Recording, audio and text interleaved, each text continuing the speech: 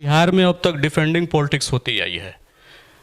JDU पूछती है RJD वालों से कि आपने 15 साल में क्या किया, आरजेडी वाले पूछते हैं जेडीयू वाले से कि आपने 15 साल में क्या किया।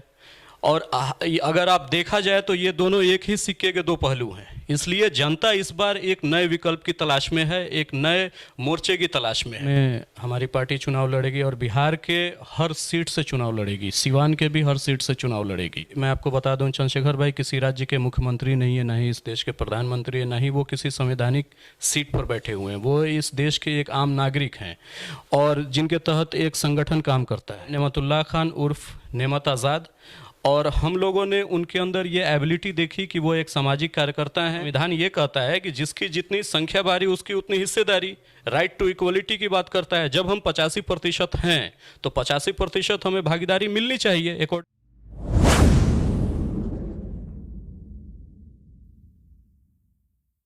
सबसे पहले अपने बारे में परिचय दीजिए। मैं फरहान अम्बेडकर, जिला उपाध्यक्ष सिवान, भीम आर्मी भारत एकता मिशन। भीम आर्मी को राजनीतिक पार्टी बनाने की जरूरत क्यों पड़ी? देखिए, भीम आर्मी भारत एकता मिशन एक सामाजिक संगठन है और ये बाबा साहब की विचारधारा को मानने वाली संगठन है और मानवर कांशीराम की विचारधारा को मानने वाली संगठन है। मानवर कांशीराम ने कहा था कि राजनीतिक वो मास्टर की है जिससे हर समस्या का ताला खोला जा सकता है।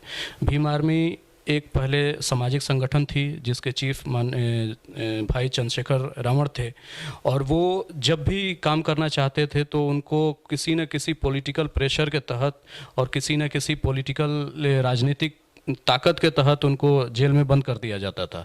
और बहुजन समाज पे बहुत सारे उत्पीड़न और बहुत सारे शोषण हुआ करते थे, खास करके बहुजन समाज के मुस्लिम और दलित वर्ग को लेकर के। इन सारे शोषणों को ख़त्म करने के लिए भीम आर्मी ने एक अपनी पॉलिटिकल विंग तैयार की है जिसका नाम है आज़ाद समाज पार्टी। फरहान जी, लगभग 3 महीनों के लिए लॉकडाउन लगा था देश में। इस बीच करोड़ों देश के प्रवासी मजदूर इधर से उधर हुए थे। उस दौरान आपकी पार्टी क्या कर रही थी? चंद्रशेखर आज़ाद की क्या भूमिका थी?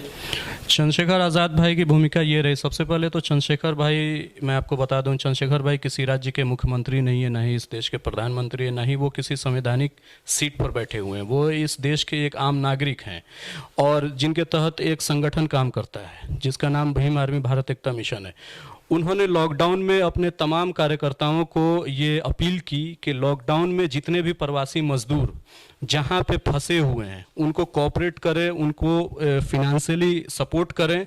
और लॉकडाउन के वजह से हमारे देश के तमाम हॉस्पिटल में, ब्लड बैंक में ब्लड की काफ़ी कमी हो गई थी, तो उन्होंने ब्लड डोनेट करने का आह्वान किया और साथ साथ हर जगह कैंप लगाया गया भीम आर्मी भारत एकता मिशन के बैनर तले। साथ ही सिवान सदर अस्पताल में भी हम लोगों ने ब्लड डोनेशन का कैंप लगाया उनके अपील के कहने पर, उनके कहने के अनुसार। और तमाम प्रवासी मजदूरों को जो जहां फंसे हुए थे वहां पे उन्हें खाना दे करके उन्हें रूट डायरेक्शन बताया गया, उन्हें हर तरह से मदद की गई। कुछ ही महीनों में बिहार विधानसभा चुनाव होने वाले हैं। ऐसे में आपकी पार्टी की क्या योजना है? क्या बिहार में आपकी पार्टी इस बार चुनाव लड़ने जा रही है? बिल्कुल चुनाव लड़ेगी, बिहार में हमारी पार्टी चुनाव लड़ेगी और बिहार के हर सीट से चुनाव लड़ेगी, सिवान के भी हर सीट से चुनाव लड़ेगी। और हम लोग का एक सिस्टम है कि हम लोग ऐसे कैंडिडेट को सेलेक्ट करेंगे जो कैंडिडेट हाईली क्वालिफाइड हो, समाज सेवक हो, सामाजिक कार्यकर्ता हो, उसके पास एक विज़न हो अपने विधानसभा में काम करने का, उसके पास एक प्लानिंग हो। ऐसे लोगों को हम लोग शॉर्टलिस्टिंग कर रहे हैं और शॉर्टलिस्टिंग करने के बाद हम लोग प्रदेश कमेटी में वो लिस्ट को फॉरवर्ड करेंगे और प्रदेश कमेटी राष्ट्रीय कमेटी में फॉरवर्ड करेगी। फिर उसके बाद से उस शॉर्टलिस्टिंग कैंडिडेट को टिकट दे करके हम लोग चुनाव के मैदान में उतारेंगे। क्या लग रहा है सिवान सदर से किस प्रत्याशी को आप लोग खड़ा करने की योजना बना रहा है? सिवान सदर से हम लोगों ने जिस प्रत्याशी का शॉर्टलिस्टिंग किया है उस प्रत्याशी का नाम है नेमतुल्लाह खान उर्फ नेमत आज़ाद।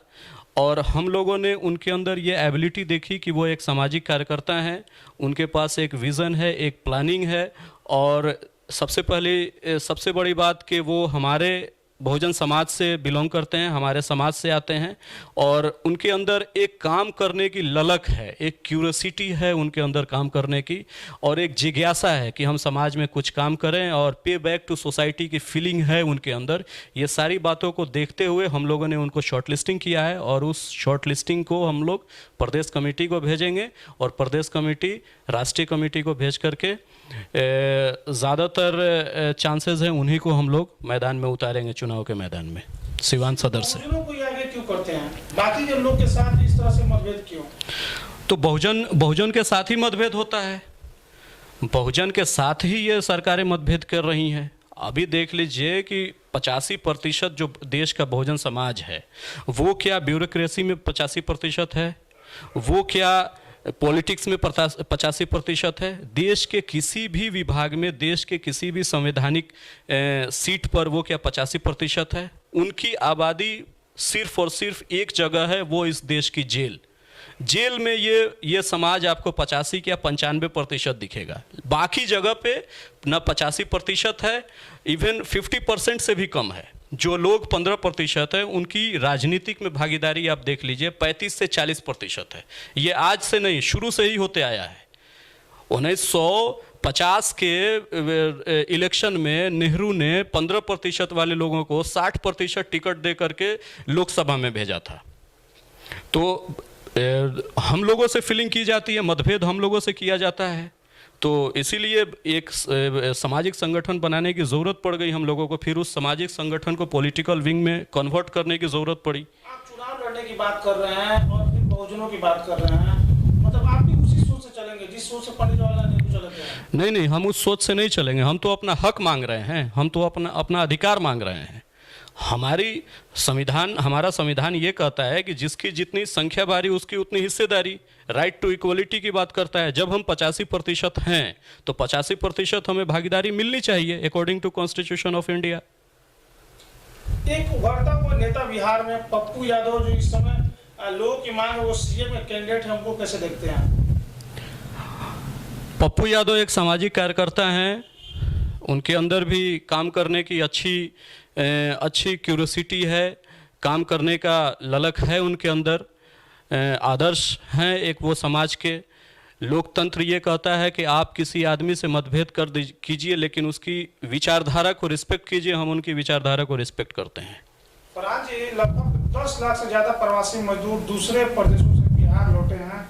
क्या लग रहा है, अगर यहाँ पे कल खटाना की व्यवस्था होता, आज ऐसी परिस्थिति पैदा होती, क्या लग रहा है? नीतीश कुमार और तेजस्वी यादव 15 साल लालू यादव रहे हैं, उसके बाद नीतीश कुमार का राज रहा, क्या लग रहा है कहाँ कमी रह गई है? देखिए, बिहार में अब तक डिफेंडिंग पॉलिटिक्स होती आई है।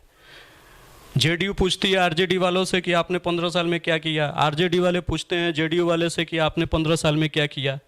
और अगर आप देखा जाए तो ये दोनों एक ही सिक्के के दो पहलू हैं। इसलिए जनता इस बार एक नए विकल्प की तलाश में है, एक नए मोर्चे की तलाश में है।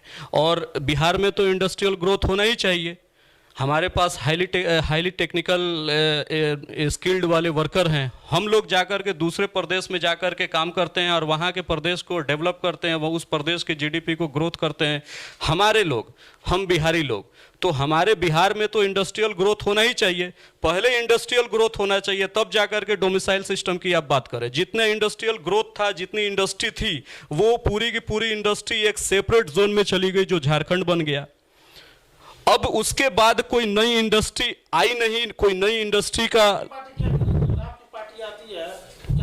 हमारी पार्टी आएगी, अगर हमारी पार्टी की बिहार में सरकार बनेगी तो हम पूरे बिहार सरकार को स्पेशल इकोनॉमिक जोन बनाएंगे और यहीं के लोगों को यहीं पर रोजगार देने का हमारी पार्टी काम करेगी, हम लोग काम करेंगे।